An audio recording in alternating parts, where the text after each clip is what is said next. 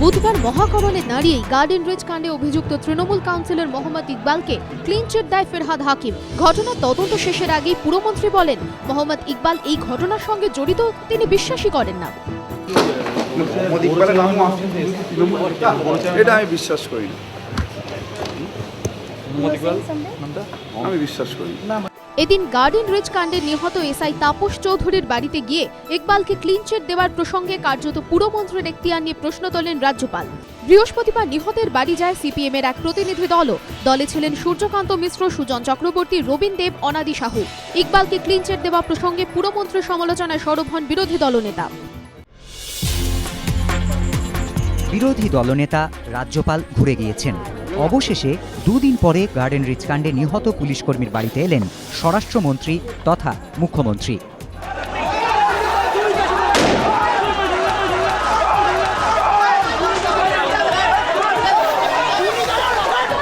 দুষ্কৃতীদের বেপরোয়া গুলিতে মৃত্যু এক পুলিশ কর্মীর।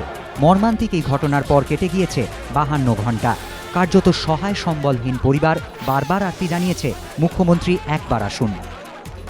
পরিবারের একমাত্র রোজগেরেকে হারিয়ে এই মানুষগুলো যখন আঁকড়ে ধরার সম্বল খুঁজছে, তখন মুখ্যমন্ত্রী ছিলেন দীঘার সমুদ্র তটে। অবশেষে সেখান থেকে ফিরে ঘটনার 52 ঘণ্টা পর নিহত পুলিশকর্মীর বাড়িতে পা রাখলেন রাজ্যের পুলিশ মন্ত্রী। পরিবারের সঙ্গে 8-10 মিনিট কথা, তারপরই বেরিয়ে বললেন এফআইআরে কারো নাম থাকা উচিত ছিল, কেন নেই তিনি দেখবেন। আইন আইনের পথে চলবে। My one line is enough. And number 2, আরো কারো নামে এফআইআর করা হয়নি, কেন হয়নি সেটাও আমি খোঁজ নেবো, সেটাও করা উচিত। পাশাপাশি নিহতের পরিবারকে সাহায্যের প্রতিশ্রুতিও দেন মুখ্যমন্ত্রী। হরিমোহন ঘোষ কলেজের ছাত্র সংসদের মনোনয়নপত্র জমা দেওয়াকে কেন্দ্র করে মঙ্গলবার ব্যাপক উত্তেজনা ছড়ায় গার্ডেন রিচ এলাকায়। দুষ্কৃতীর গুলিতে মৃত্যু হয় তাপস চৌধুরী নামে এক সাব ইন্সপেক্টরের।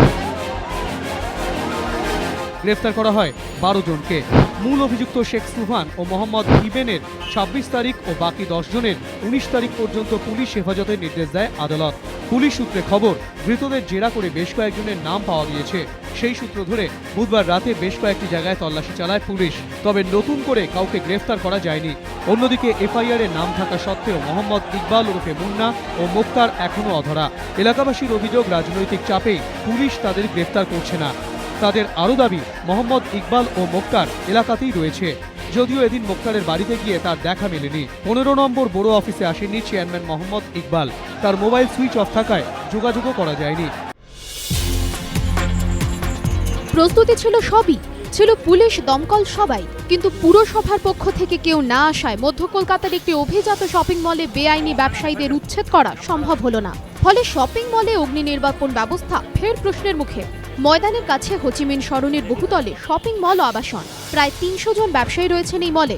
ব্যবসায়ী ও বাসিন্দাদের অভিযোগ, বহুতলে ভিড় জমাচ্ছেন জবরদখলকারীরা। তাদের দাবি, 4 বছর ধরে এই অবস্থা চলায় বহুতলে অগ্নি নির্বাপন ব্যবস্থা অসুরক্ষিত হয়ে পড়ে। ব্যবসায়ীদের আশঙ্কা, আমরি ও স্টিফেন কোর্টের ভয়াবহ ঘটনার পুনরাবৃত্তি এই মলেও ঘটতে পারে। আর সেজন্যে প্রশাসনের সদিচ্ছা ও সমন্বয়ের অভাবকেই দায়ী করছেন তাঁরা।